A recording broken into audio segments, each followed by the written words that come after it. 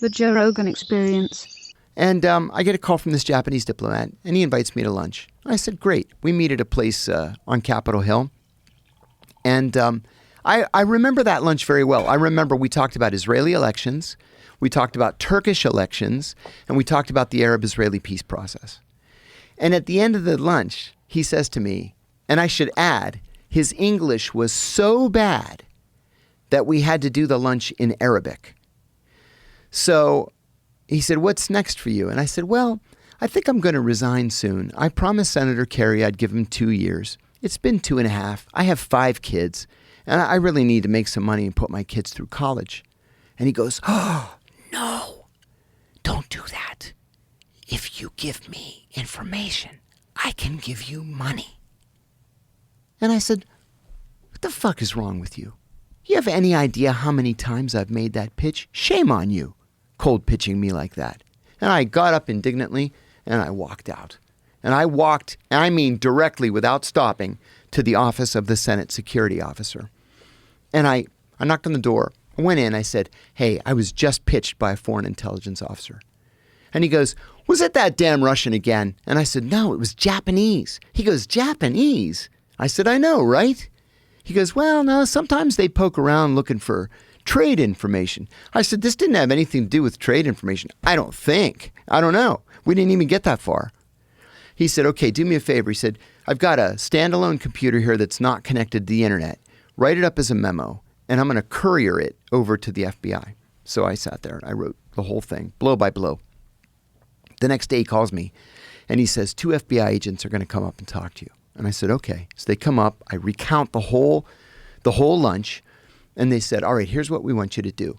We want you to call him back, invite him to lunch, and then try to get him to tell you exactly what information he wants and how much he's willing to pay for it. And I said, because I'm a patriot, I said, you want me to wear a wire? And they said, no, we're going to be at the next table. We're going to listen to everything. I said, but he only speaks Arabic. That's okay. We got a guy who speaks Arabic. Don't worry. I said, all right. So I call him. I invite him to lunch. We go to lunch, do the whole thing. But before the lunch, right before the lunch, they called and they said, operation came up. Just write us another memo. Do the lunch and write us another memo. I said, fine. So I write another memo. They asked me to do it a 3rd time, a 4th time, and a 5th time. The 5th time, he says to me, I have great news. He said, I got my dream job. I've been promoted and I'm going to be the deputy ambassador in Cairo. And I said, congratulations. I shook his hand, never saw him again. So I've written all this to the FBI. One day in January of 2012, so I've been out of the Senate for about 9 months, the FBI calls. And I look at my cell phone, it says Federal Bureau of Investigation. I was like, I wonder what that's all about. So I answer, and they said, hey, you remember that thing you helped us out with a year ago? And I said, yeah. And they said, we've got a similar situation and we need your help. And again, because I'm a patriot, I said, anything for the FBI. I kick myself now for saying it. I said, anything for the FBI. What do you want me to do? They said, come down to the Washington field office Thursday morning at 10. I said, done. I go down there the next Thursday, and they're waiting for me at the entrance, which I thought was odd. And we go up to a conference room, and they said, we're both cleared, SI, TK, Gamma, and then there were 2 compartments above top secret that I was cleared for that they said they were cleared for. And so if the conversation necessitated it, we could go into that area. So they said, well, before we start, just wanted to ask you, just read your book. It was great. I loved it. Hey, what about this that you said in your book? And I was like, yeah, okay. Yeah, it was a cool story. What about this other thing? Yeah, I had fun. I said, it was kind of hard. It took me 9 months to write the book, 22 months to get it cleared. Oh, yeah, you got it cleared. Yeah, of course I got it cleared. 22 months it took me to get it cleared. I'm thinking, what an odd question. Then they start asking me about something called the Sam Adams Project. And I said, I'm sorry, I don't know what that means. And then the bad cop of the 2 says, we know you've been giving information to the Guantanamo defense attorneys. I said, what are you talking about? And then I said, wait a minute. are you investigating me? And they said, yeah, and we're raiding your house right now as we speak. And I said, thank God. I said, I want to speak to my attorney right now. That was the only reason that they didn't arrest me. And one of the things that I learned, and this became painfully evident when they started arresting January 6th people, was the FBI in Washington likes to make its arrests on Thursdays because there are no federal arraignments on Friday. So you're in the DC jail Thursday night, Friday night, Saturday night, Sunday night, getting the shit beaten out of you. And then they arraign you on Monday. And then you want to make a deal just so you don't ever have to go inside that prison again. But because I asked to see my attorney, they let me go. So I called the attorney as soon as I got out of the office. Actually, when I was walking out, one of them went over to, I didn't know it at the time, but it was Peter Strzok. And Peter Strzok says, tell me he implicated himself. And the guy said, not really, no. We have to let him go. And so I grabbed my cell phone and I left, went to the attorney's office. They had already called my attorney and said they were charging me with espionage. I hadn't committed espionage. They knew I hadn't committed espionage. And in fact, since then, I'm fast forwarding a lot, 3 FBI agents have reached out to me, well, 2 to my attorneys. One reached out to me directly to apologize, saying that this came from the top. They thought it was a BS case. They were sorry they were involved, but there was nothing they could do. One guy reached out to me through eBay, of all things, like to try to cover up the trail. He's like, listen, I've been losing sleep over this for the last 13 years. I just wanted to tell you how sorry I am. Blah, blah, blah. It's like, well, I hope you feel better. My whole life fell apart. But I'm glad you got that off your chest. So it became a matter of just survival after that. You know, you have to take it seriously. I was facing 45 years in prison. And then when the Justice Department made a request for a proffer meeting, the proffer meeting is they'll give you a little idea of what they have against you, and then they make an offer. You can take it or leave it. And they offered me 45 years. And I said, I'm not doing 45 minutes. I didn't do anything wrong. And this woman, she became Deputy Attorney General for the criminal division under Biden. She said, take this deal, Mr. Kiriakou, and you may live to meet your grandchildren. Oh, my God. Oh, it was... I went home that night, and I went home. I'm ashamed to even say it. That night, we put the kids to bed.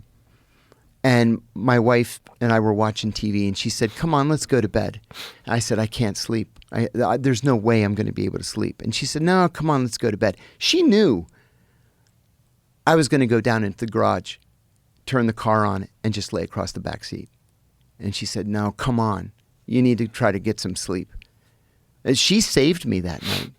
But 45 years? And so they waited 10 months before they were even willing to engage in a conversation. And then they offered 10 years on a Monday. On Wednesday, they offered 8. And on Friday, they offered 5. My lead attorney was this legendary guy named Plato Kacharis. And Plato said, you know, I've been a criminal defense attorney in this city for 52 years. And this is the first time I've ever seen them come down in time. He said, usually they offer you 10, you say no, the next offer's 15, then the next offer's 20. I said, why are they coming down in time? He said, because they have a shit case and they know it's shit. And that's why we're going to go to trial and we're going to win this thing. I said, great. Well, they stayed at 5. And then they came back and they said 3.5. And I said, I'm going to trial. I'm going to win this thing. Turned out at the time, my best friend, his wife, had an uncle who was O.J. Simpson's jury consultant. And she called him for me and she said, hey, my friend John, he's in this situation. He's like, yeah, I read about this in the papers. He could use your help. He came up, didn't charge me a cent.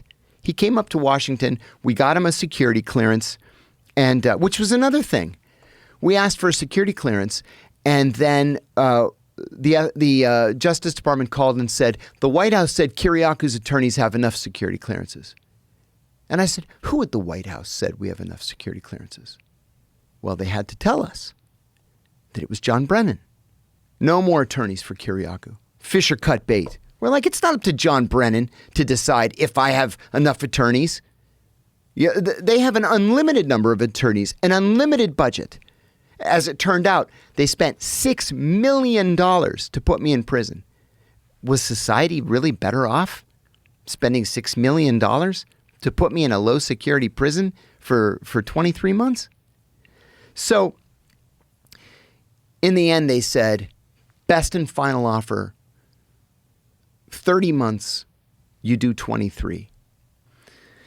Well, I was only the second American who had ever been charged with this crime of violating the Intelligence Identities Protection Act of 1982. The only other person that was charged with it was a woman named Sharon Scranage. She was a CIA secretary in Ghana in the 80s.